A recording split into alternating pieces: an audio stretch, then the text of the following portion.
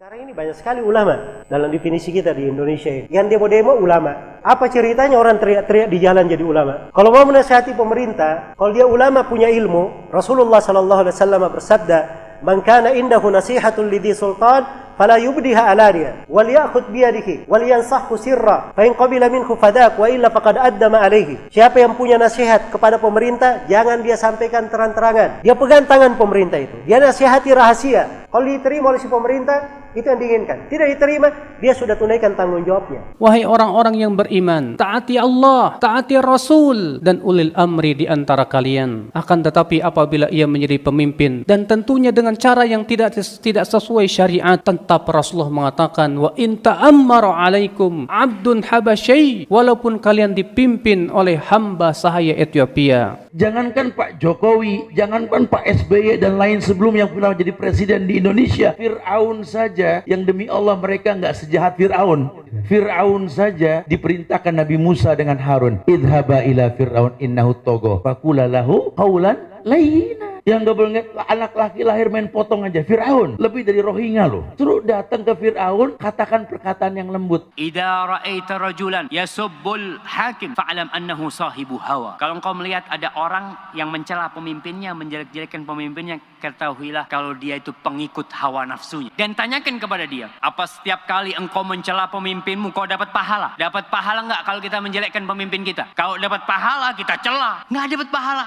Pertanyaan kedua, kalau kau doakan pemimpinmu, kau dapat pahala enggak? Dapat, Masya Allah. Oke, pertanyaan yang selanjutnya, kalau kau celah pemimpinmu, pemimpinmu berubah enggak? Enggak berubah. Kalau kau doakan pemimpinmu, bisa enggak Allah merubah pemimpinmu? Bisa. Terus kenapa kau tidak doakan pemimpinmu? Man akrama sultanallahi fil ard akramahullah. Wa man ahana sultanallahi fil ard ahanahullah. Siapa yang memuliakan pemerintah Allah di atas muka bumi, Allah akan memuliakannya. Dan siapa yang menghinakan pemerintah Allah di atas muka bumi, Allah akan menghinakannya. Imam Ahmad itu, lihat Imam Ahmad, seorang ulama, disiksa di 3 generasi pemerintahan. Tapi bersamaan dengan itu beliau berkata apa? Lau anna li da'watan mustajabah ma ja'altuha illa lis-sultan. Andai kata saya memiliki doa yang pasti dikabulkan, saya tidak akan peruntukkan doa itu kecuali untuk pemerintah. Udah dibilang bernegara seperti orang sholat. Kalau imam salah, ingetin baik-baik. Subhanallah. Masih salah juga, bantu dengan bacaan, mungkin dia lupa. Jangan main tarik kerah imam. Menurut nggak beres sholat kita urusannya kalau begitu.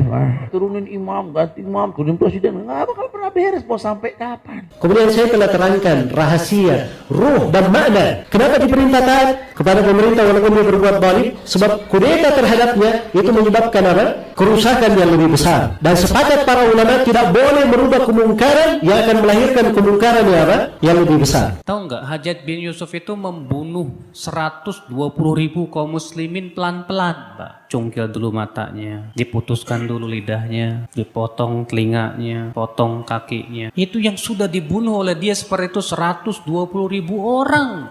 Di antaranya sebagian sahabat dan sebagian ulama tabi'in. Mendengar orang berdoa, ya Allah, binasakanlah Hajjaj bin Yusuf. Kata Al-Hasan Al-Basri, kamu jangan doa seperti itu. Aku khawatir, kata beliau, kalau Allah kabulkan doamu dan Hajjaj pun binasa, ternyata penggantinya dia kera dan babi. Katakanlah, kamu mengatakan bahwa Hajjaj bin Yusuf itu kejam. Memang dia kejam, betul. Dan kamu berdoa kepada Allah supaya Allah binasakan dia. Kamu yakin penggantinya lebih baik? Mungkin sezalim-zalim pemerintah yang ada di belakang ini tengah umat, tidak ada yang sezalim Fir'aun. Saya mau tanya, dalam Al-Quran pernah dikisahkan Nabi Musa dan Bani Israel demo Fir'aun? Fir'aun dan bala tentaranya dibinasakan. Sebab kebinasaannya satu amalan Bani Israel yang mereka lakukan. Allah berfirman dalam Al-Quran di surah Al-A'raf, kami wariskan bumi dari timur hingga baratnya, bumi yang diberkahi, kepada kaum yang tadinya tertindas di atas muka bumi, dan telah sempurna kalimat Allah yang maha indah untuk Bani Israel disebabkan karena kesabaran mereka. Mereka hanya punya sabar. Perintah untuk taat kepada pemerintah muslim walaupun dia zalim,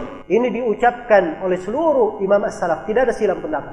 Afdalul jihad kalimatu adlin inda sultanin jair. Ini kata Nabi, sebesar-besar jihad adalah ucapan yang adil, ucapan yang hak, ucapan yang benar. Di mana? Di hadapan seorang pemimpin yang dolim. Di hadapan, bukan di televisi, bukan di radio, bukan di koran, bukan di Bundaran HI, bukan di Sudirman Tamrin, bukan. Misalnya saya berhadapan dengan Pak Presiden nggak benar nih begini.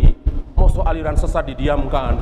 Ini mencaci maki Nabi Muhammad, mosok Anda diamkan. Begini. Saya berdua dengan presiden, bukan di televisi, bukan di radio, di mimbar nggak boleh, di jalanan apalagi. Itu cara Yahudi. Tentu teman-teman sekalian yang menasihati pemimpin, orang yang bisa sampai suaranya ke pemimpin itu. Kalau antum mau nasihatin seseorang, cari misalnya seorang pemimpin perusahaan. Contoh saja dulu, kita cari siapa pegawai perusahaannya yang bisa menyampaikan kata-kata itu. Atau siapa kira-kira orang yang bisa sampai suaranya. Kecuali kalau kita memang langsung didengar, alhamdulillah. Pemimpin ini mendengarkan aspirasinya atau penyampaian dan keluhannya masyarakat, baguslah, gitu kan. Gak ada masalah. Tapi kalau tidak, maka cukup dengan doa.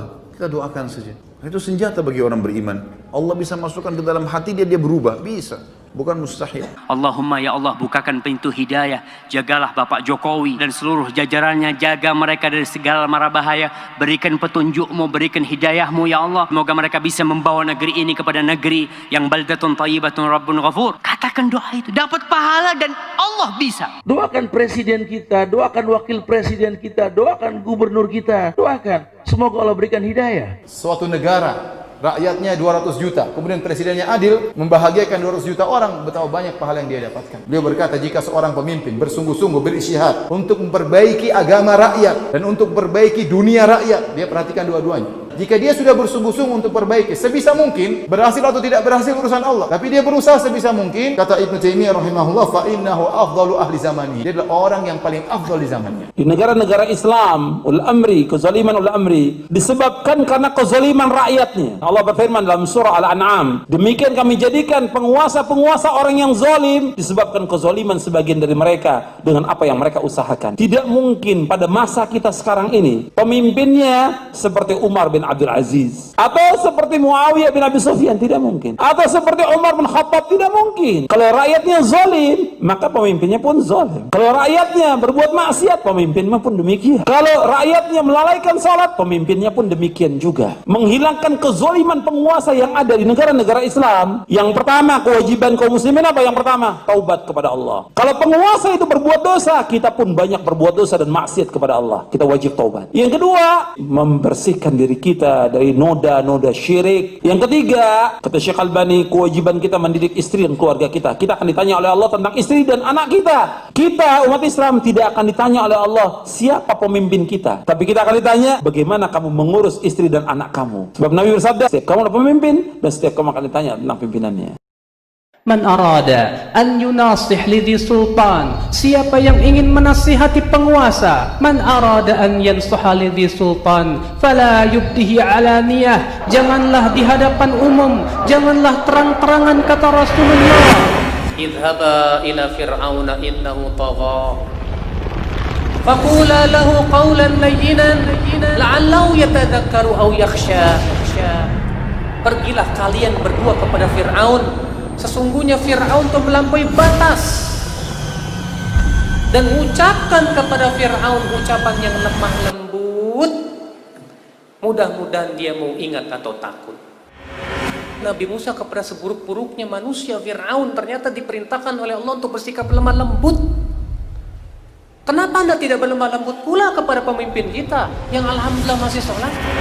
Ya ayyuhalladzina amanu athi'u Allah wa ati'ur rasul wa ulil amr minkum fa in tanaza'tum fi syai'in farudduhu ila Allahi war rasul in kuntum tu'minuna billahi wal yawmil akhir dzalika khairu wa ahsanu ta'wila. Ya ayyuhalladzina amanu ati'u Allah wa ati'ur rasul wa ulil amri minkum فإن تنازعتم في شيء فردوه إلى الله والرسول إن كنتم تؤمنون بالله واليوم الآخر ذلك خير وأحسن تأويلا.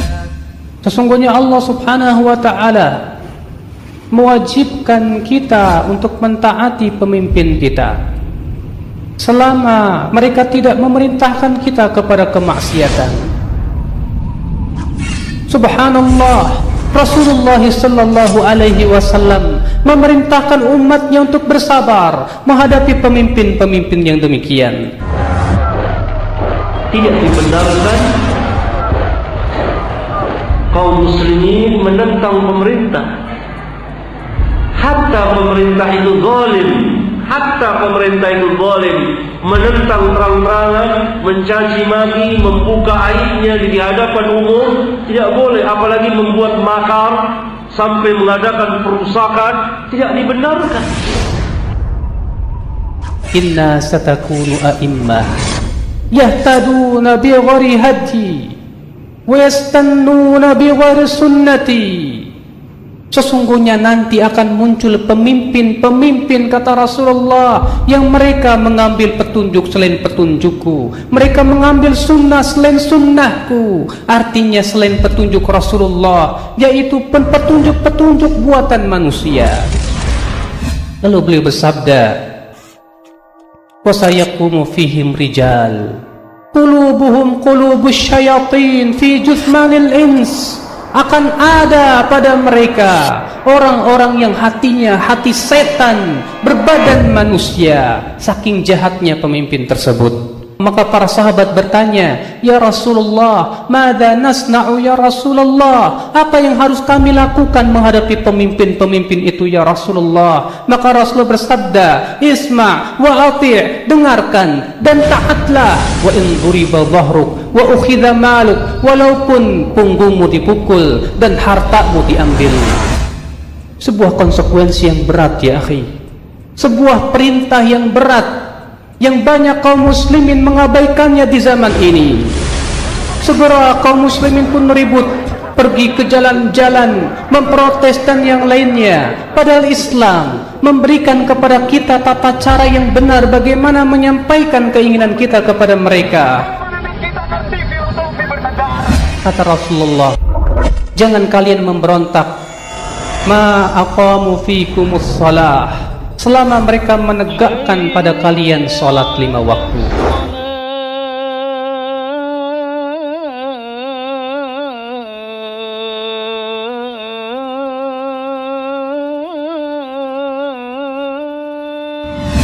Apakah hanya karena urusan perut-perut kita ya akhi, kemudian kita tinggalkan perintah-perintah Allah, perintah Rasulullah untuk senantiasa sabar menghadapi pemimpin-pemimpin demikian?